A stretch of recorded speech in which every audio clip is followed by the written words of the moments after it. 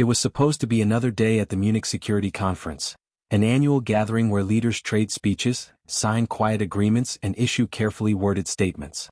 But this year the stakes were different. The war in Ukraine had dragged on for years, and the battlefield had turned into a graveyard of dreams and promises.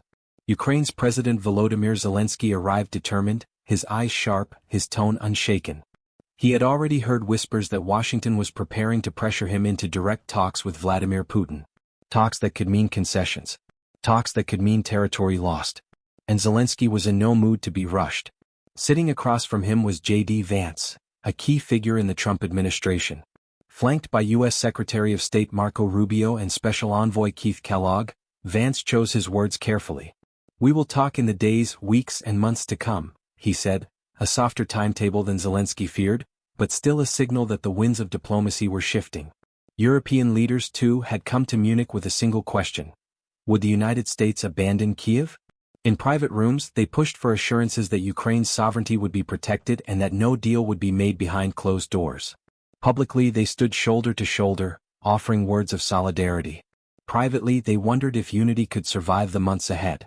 The tension spiked when U.S. Defense Secretary Pete Hegseth bluntly ruled out Ukraine ever joining NATO, adding that the country would have to give up most of its Russian-occupied land. His comments struck like a thunderclap across the conference halls.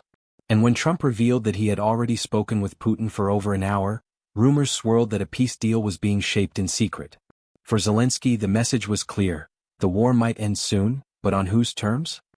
He reminded everyone that Russia still had the capacity to send 150,000 troops to Europe's borders, and he called on the continent to send its own soldiers to Ukraine as a show of strength.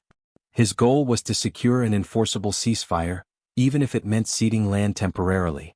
The Europeans made their positions known. "There can be no talks about Ukraine without Ukraine," said UK Prime Minister Keir Starmer. The Baltic Nordic leaders echoed the call, warning that any weakness now could invite future aggression. And that was when Captain Ibrahim Traoré rose to speak. Traoré's voice cut through the diplomatic fog like a blade.